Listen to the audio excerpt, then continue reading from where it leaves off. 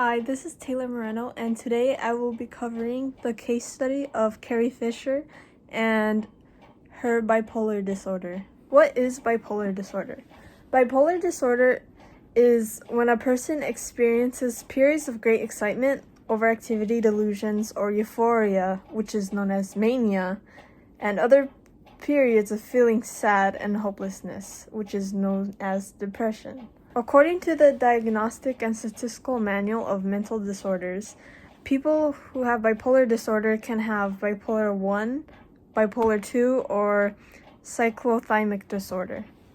So, the basis of Carrie Fisher's background was that when she was 24 years old, she was diagnosed with bipolar disorder, and she started noticing these signs when she was young. She often abused substances such as marijuana or cocaine, and she dropped out of school, which was another factor that led to her diagnosis of bipolar disorder.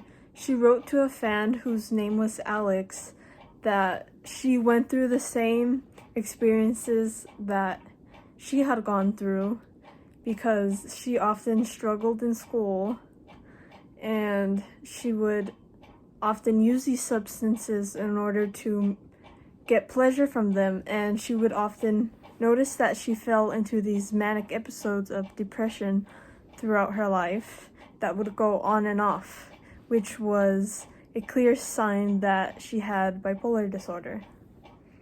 Carrie Fisher essentially was affected by her disorder because she would often experience episodes of depression or mania, which had gotten so severe that she was hospitalized.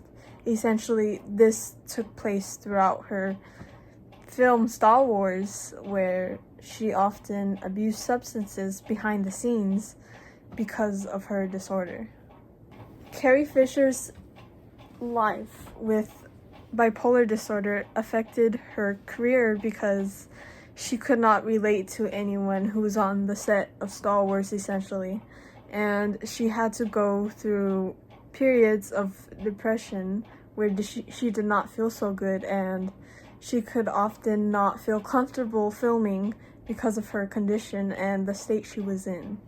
So a lot of people on set of Star Wars noticed that Carrie Fisher wasn't like any other person. Essentially, Carrie Fisher had bipolar disorder, and her family members also noticed these characteristics of her falling into manic episodes where she wouldn't feel so good and she would feel sad and hopeless all the time. Sometimes she would state that she wouldn't want to do a set, or she'd quit for a day because she wasn't feeling so good, and essentially it got so bad at a point in time of her life that she had to be hospitalized. Her mother had to take care of Carrie Fisher most of the time, and she would state that Carrie Fisher would often stay in her room, lock herself up, and use drugs to make her feel better or happier, which is what essentially a person with bipolar disorder would do. They would use substances in order to make themselves feel euphoria, essentially, or to feel better and happier with the disorder they have. Carrie Fisher's experience with going into a manic state by the New York Times had stated that she felt sluggish and tired often. She didn't want to go to work and essentially act for her job, as her leading role was very important in that time of her life when she was around 20 to 30, and essentially she did not want to do it, which had made other people frustrated. And when she was doing her everyday task, she wouldn't usually do such as would a normal person would, because she had depression and she would fall into these depressive states, which made her feel down.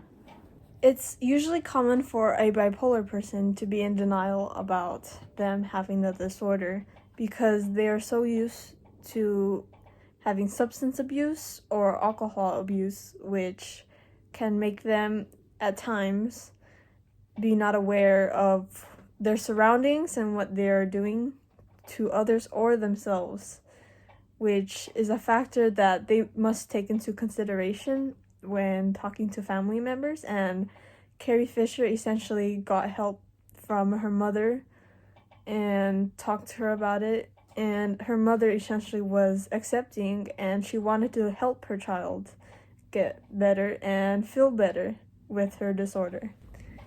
Carrie Fisher's family was essentially very supportive of her and her disorder, and they did advocate for her. Her mother often came on to TED Talks with Carrie Fisher about bipolar disorder, and she would state how her daughter had gotten into these depressive episodes where she would feel worried for her because that was her daughter, and she really wanted to help her in ways that she could.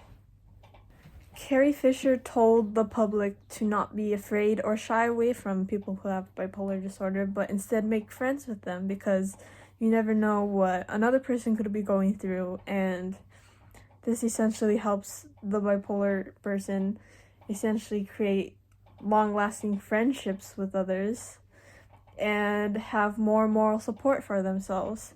She also states that by making friends, they're able to have support that they never could have or want to reach out with themselves, but instead, if another person reaches out to them, they would feel that support. Carrie Fisher has spoken out to the public about awareness for bipolar disorder. She had advocated for bipolar disorder rights, and she states in her TED Talk that she wants more people to be aware of this disorder and what it can do to a person mentally. She states that bipolar disorder is not easy living with. It can make you go into these states that make you depressive, essentially manic, that can make you feel sluggish and tired, and you will often use alcohol or substance abuse, which essentially for the normal world is not acceptable. But people who have this disorder don't think in the manner that a normal person would. They would often use these substances in order to make themselves feel happier because they do not feel happy with the state that they're in. This is the end of my case study on Carrie Fisher and her bipolar disorder 1. And I hope you enjoyed this video.